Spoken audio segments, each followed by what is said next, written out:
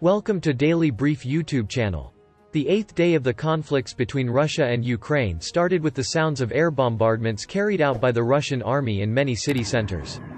The fact that 80% of the Russian army announced by the USA is within the borders of Ukraine did not change the unplanned delays and failure of Russia in the ground operation. Having hit critical defense points in the first 2 days, Russia was expected to seize Kiev within 24 hours afterwards.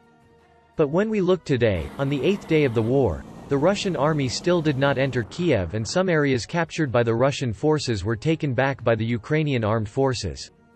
There are conflicts in many Ukrainian cities, and contrary to expectations, the conflicts turn into guerrilla warfare. Sirens did not go silent throughout the day in Kiev, and bombs fell on many points of the capital. While a new ground operation is expected with the arrival of the kilometer-long convoy moving to Kiev, Russia seems to want to break all the resistance of the Ukrainian armed forces before that. Realizing that it is very difficult to besiege Kiev from the west, the Russian troops will unite with the separatists in the Donbas region and surround Kiev from the east.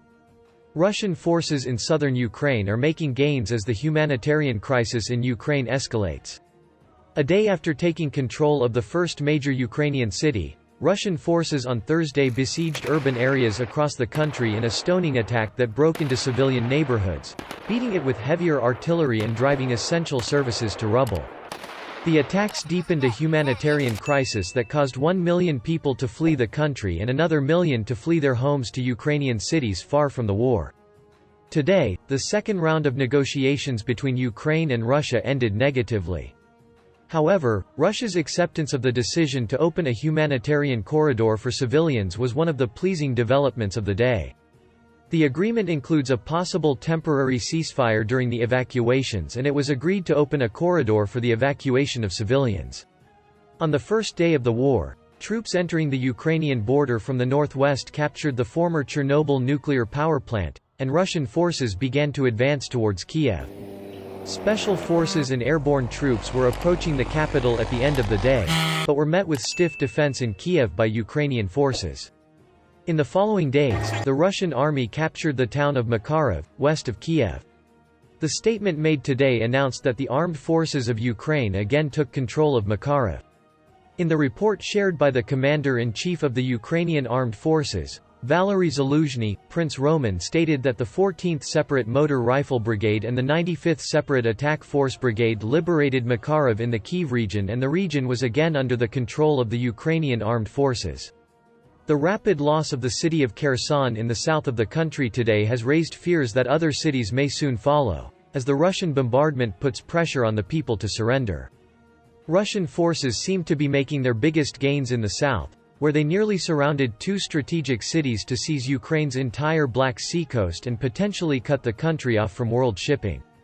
Russian troops besieged the port city of Mariupol, a key point between the Russian border and the Russian-controlled Crimean Peninsula, and were advancing further west into Makariv, just north of Kherson.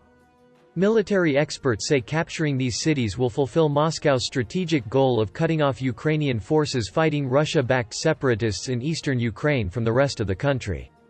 At the same time, according to the estimates made by the Ukrainian armed forces, since the first day of its attack on Ukraine, Russia has lost 217 tanks, 90 artillery guns, 42 multiple launch rocket systems, 30 warplanes, 31 helicopters, 900 armored personnel carriers and 374 vehicles.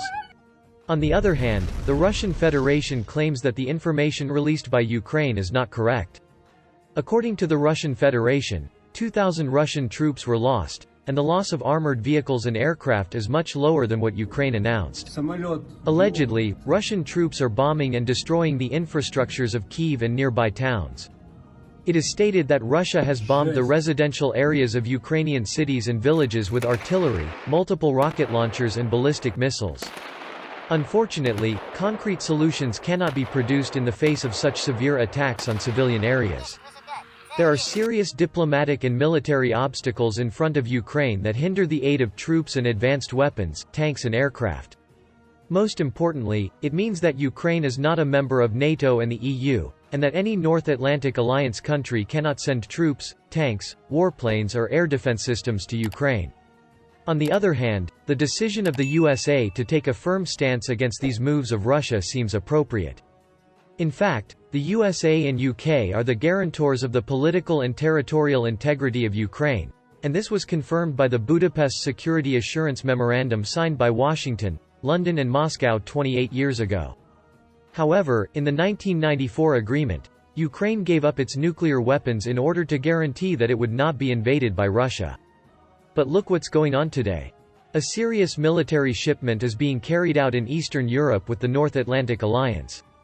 It seems that the North Atlantic Alliance still does not intervene in Ukraine. According to NATO's Article 5, this is not possible at the moment. However, it is claimed that moves contrary to international law were made in the region. Russia's threat not only to Ukraine but also to Eastern Europe seems to be forcing the Baltic states, Europe, the North Atlantic Alliance and the United States to increase their contingency plans.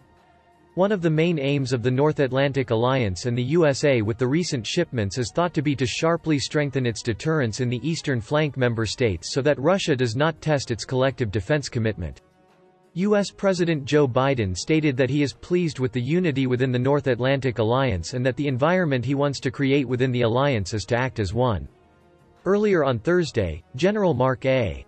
Milley, top military advisor to President Biden, said the Ukrainian military is conducting a highly effective and moving defense on its territory, using its innate knowledge to thwart Russian forces on multiple fronts. Although the strategic city of Kherson fell into Russian hands on Wednesday, officials said Ukrainian forces are waging battles up and down Russian lines with what they describe as the skill and ingenuity that can trip Russian troops for weeks or months.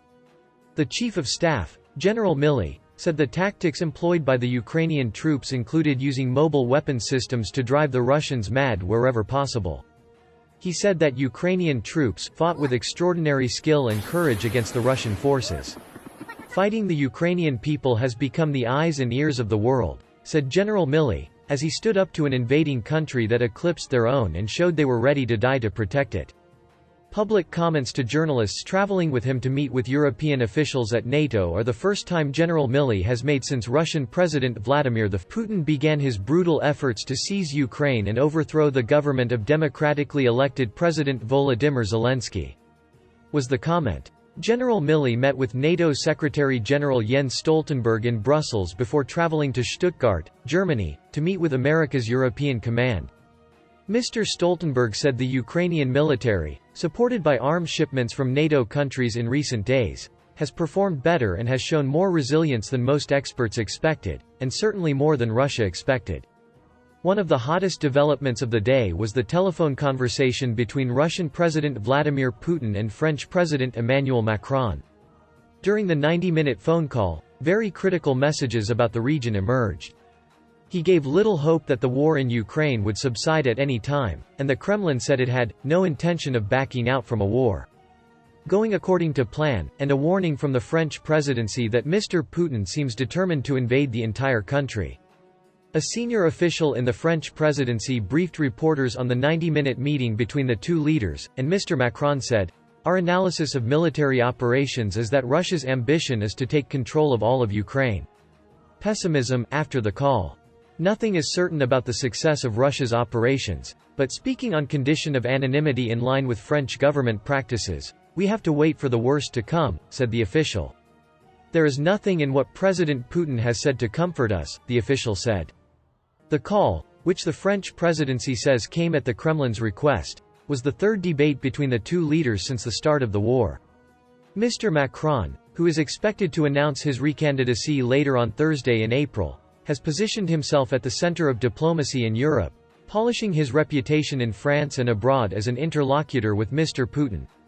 But while the French presidency has stressed that France will keep its diplomatic lines with Russia as open as necessary, including by organizing the passage of humanitarian aid, the ensuing telephone conversations have shown the limits of Mr. Macron's access to Mr. Putin.